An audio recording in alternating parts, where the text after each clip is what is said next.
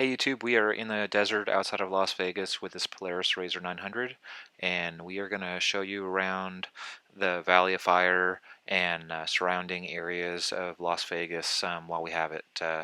So enjoy.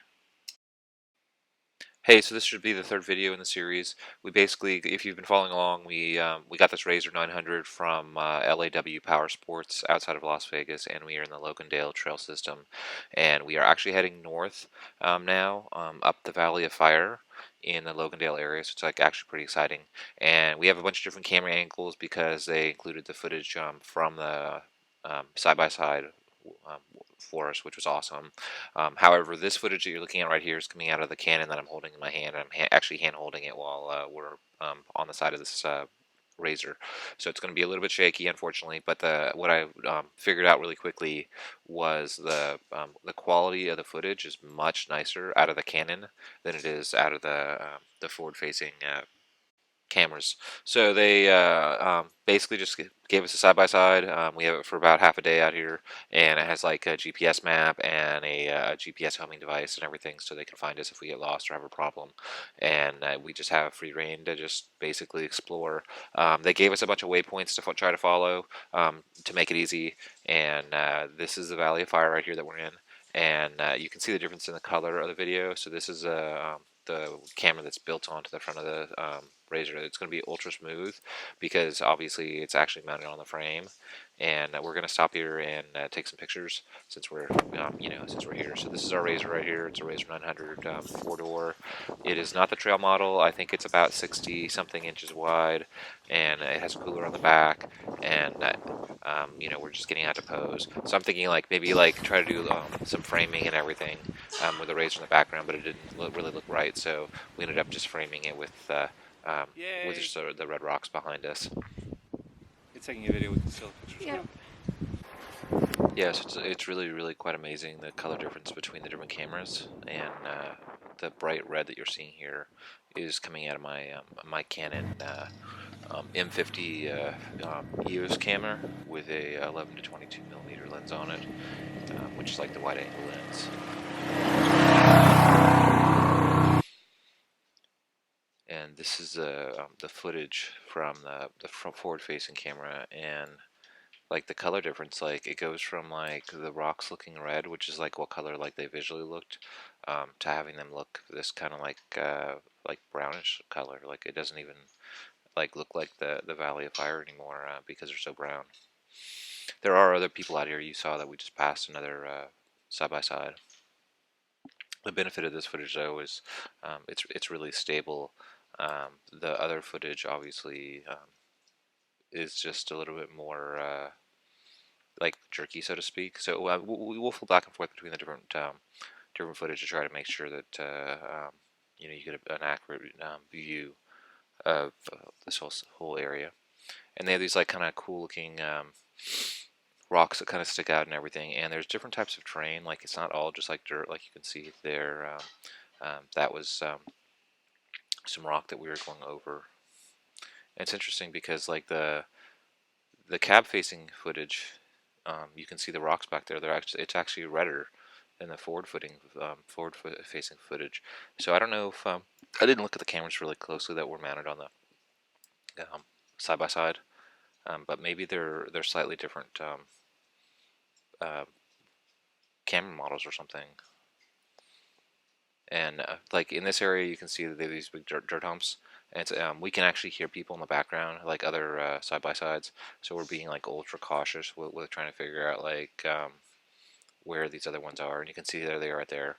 And in the desert, at least, it seems like it's really common for the side by sides to have these large like antennas with like little flags on it, and ours has a little antenna with a flag or whatever, or maybe it's not even an antenna, just like a flagpole. You can see it in the shadow or whatever. So this is the same exact red rocks that were next to us that look kind of gray in the other footage.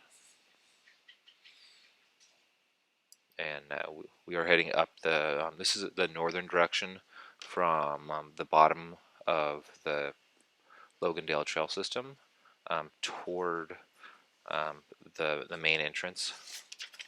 and this would be the Valley of Fire. The Indian hieroglyphics are actually inside on the other side of these rocks, and we'll go over there and see them also. However, like I said, they're on the other side of the rocks, so they probably won't show up until the next ride because we have to get on the other side of the rocks. So this southern area is mostly accessible by UTV and ATV. And then the farther north we get, the closer we get to the trailhead, which is actually the paved road that comes in where the Jeeps and everything come in at. And you'll see other types of vehicles when we get farther up, and you'll actually see people that are camping and stuff. But like I was saying, this southern area where we're at in the Valley of Fire is mostly just like UTVs and ATVs and such, just because it's a lot more remote. And then the northern area is a paved area that we are heading into. And then this whole area along our side um, is red rocks that are part of the Valley of Fire, and it has this like whole kind of Arizona like look and feel, even though we're in Nevada. The other thing you'll notice is the train that we're driving on actually.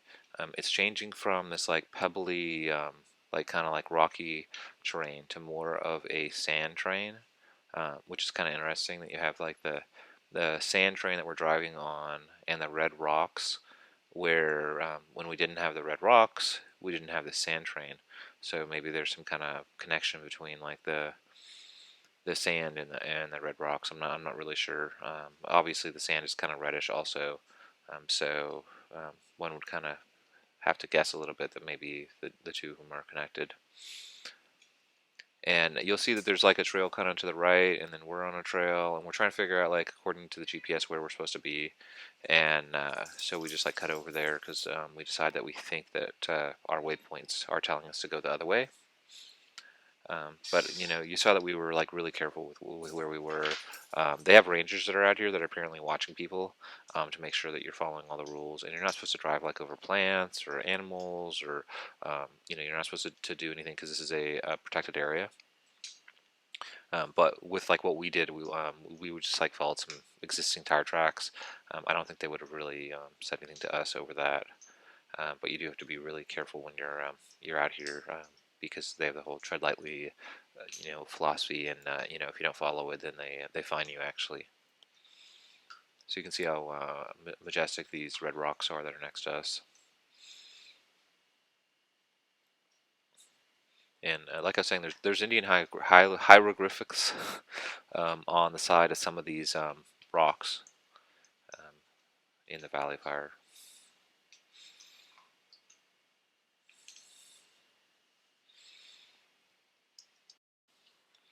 Hey, so just to give you a little bit of context, so the video has been sped up a little bit. The speed that we're traveling right now is somewhere around 15 miles per hour.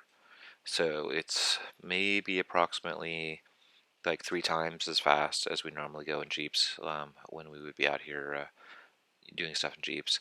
However, for this type of terrain, probably we would be maybe going 15 miles per hour in a Jeep. But like the average trail ride, like if you have it in four low, let's say, is more like 5 miles per hour. Um, so this would definitely be, like the four high range probably, or even two-wheel drive. The speed in which we're going. Now, with that said, the Polaris that we have is locked in four-wheel drive. They were like, don't like mess around with it with trying to switch it around, whatever. What they gave us was locked in four-wheel drive, and they're telling us like, don't try to do any donuts or anything stupid on sand dunes or anything, because you'd flip it over, obviously, because it is locked in four-wheel drive. So restrooms and stuff, they actually have physical restrooms at these parks, but they're like the provincial park style restrooms. It's like a toilet with a hole. Like it's not really like a real toilet. So anyway, we're gonna pull up here to some real restrooms, and you'll get to see what they look like, and you'll see the there they are there. There are other side by sides and stuff that are up here hanging out at the restrooms. There's restrooms in like 2 or 3 different spots in the park, and this just happens to be the first ones that we have that are along the route in which we're taking. And so, like I said, we're starting in the southeast part of the park. which is pretty much like a side-by-side only area. There's not really like a large enough entrance for like a car. And we are headed right now north up the Valley of Fire. So, like with where we are headed, we are about halfway, if not more than halfway through the Valley of Fire now. With where we are headed in this BLM land, we are headed toward the trailhead, which is like the entrance to the Logandale Trail system. And we'll actually get to a certain point where it actually becomes paved. It's poorly paved, but it's paved, and then it becomes better paved. And so the trailhead that we're headed towards, and as the trail gets larger and larger, because it's a rather wide trail, obviously, you'll start to see campers and stuff because this is BLM land where people have set up to camp out here. While they're on their side by sides in their Jeeps. And last year we were out here in the Jeeps, and there's pictures of us on Facebook. Maybe I'll grab all the pictures and I can make maybe a video out of that to show you what we are doing in the Jeeps, just so you can have like a little comparison of what it's like on the side by side, which is down in the valleys, versus being up on those ridges and stuff on the Jeeps. And you can at least just see the difference. But anyway, on the Jeeps, you come in from the north side, which would be where we are headed, and we'll do a little tour in the next video of that whole area, so you can see the trailhead and you can see what to expect if you want to bring a Jeep out here. Since most of the followers that I have, I think, are more Jeep people than side-by-side people. But we were out here to see the Valley of Fire and enjoy the side-by-side and just kind of get a little different perspective on things. Like I was saying, this is maybe an hour outside of Las Vegas, maybe 45 minutes outside of Las Vegas. There are a lot of places like this at a lot of parks that are pretty close to a destination, so you just have to kind of like look for them, and then when you go out there, you can spend like a day or half a day or whatever you want to do of doing more than just walking around and looking at casinos and stuff.